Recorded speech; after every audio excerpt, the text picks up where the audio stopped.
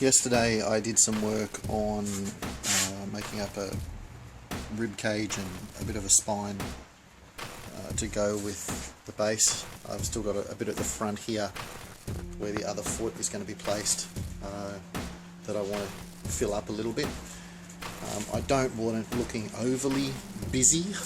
I want to have a bit of space where there's nothing really other than ground. But I'm going to use the same technique today on making an arm piece.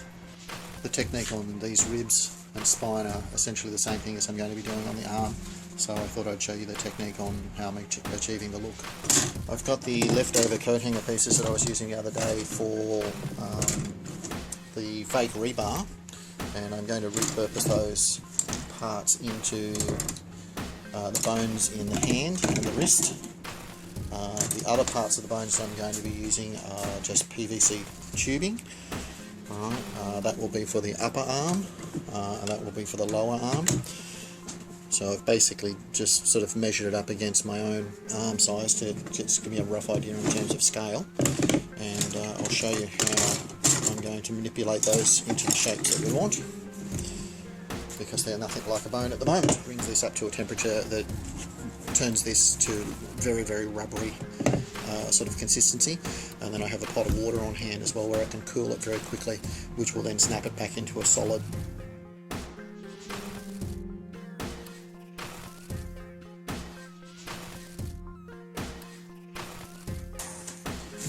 So once it's heated up, it will maintain that rubbery sort of consistency for quite a while. It is obviously very hot, so hence having the water on hand and either a pair of gloves, or in this case what I'm using is just a piece of material. I just want to tuck it down the centre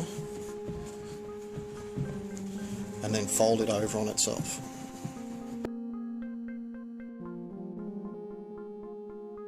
Now this is going to be for the two bones in the forearm, so now that I've got that folded there, you can see how that folds over. I will have one that's a little smaller than the other.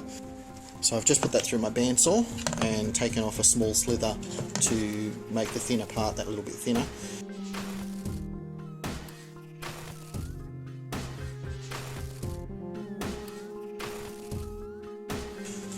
For the upper arm, I'm essentially going to use the same technique.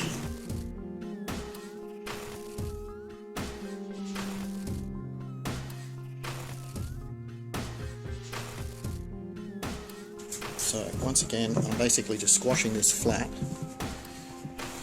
like that, and then folding it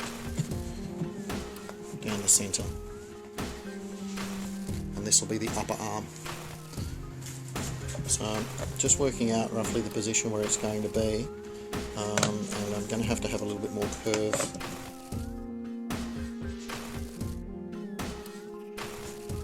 That's a little bit more like what I'm after,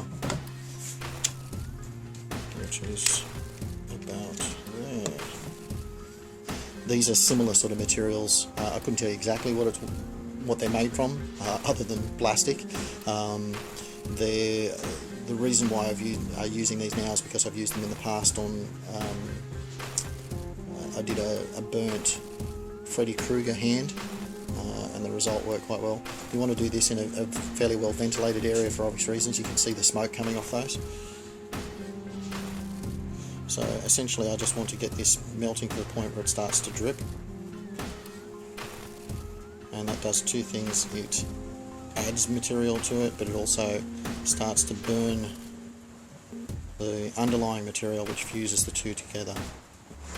What you don't want to do is leave that base material burning for any length of time.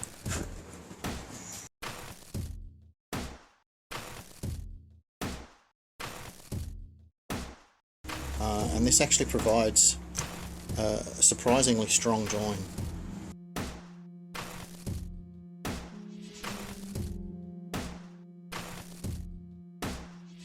I'm going to use that same technique to actually fill some of these little holes that I've got here. For God's sake, don't get this stuff on you. It will stick to you just as well as it will stick to that, and it will burn.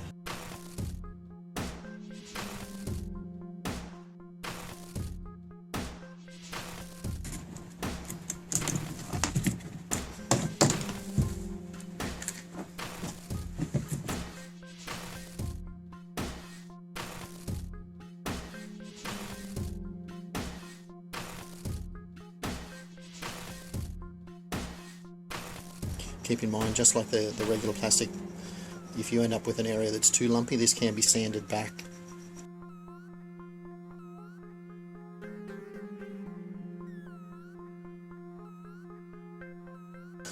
So I've just got a printout picture that I'm using for reference and referring backwards and forwards to occasionally, so I'm just going to take over the other upper arm piece and see if I can position what I'm going to be using as far as so sanding that to shape a little bit more so that it fits a little bit better.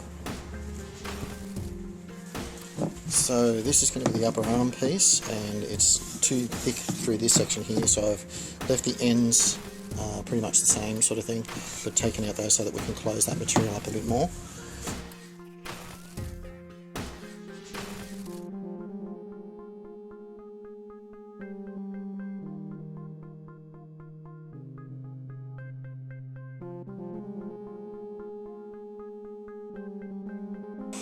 So once that was squashed together a bit more, that inner core sort of popped out, so I've just sanded that back to a flatter sort of surface, and that's given us a bit more of a sort of bony looking piece.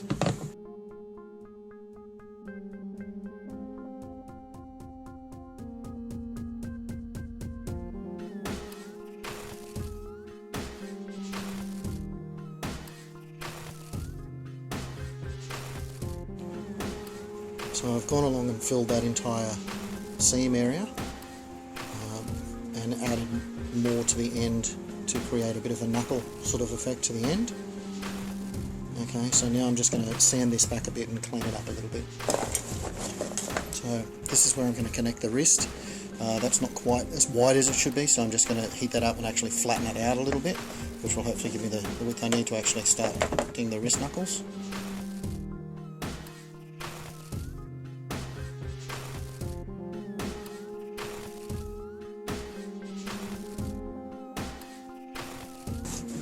So the hand is going to be in sort of this position, so it's just a matter of working out roughly the bone structure.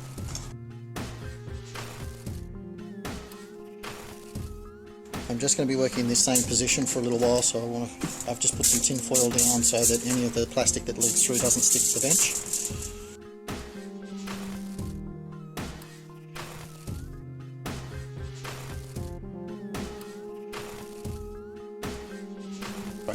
That's the framework for roughly where the wrist bones are going to go, and allows me to widen out the hand before the fingers start.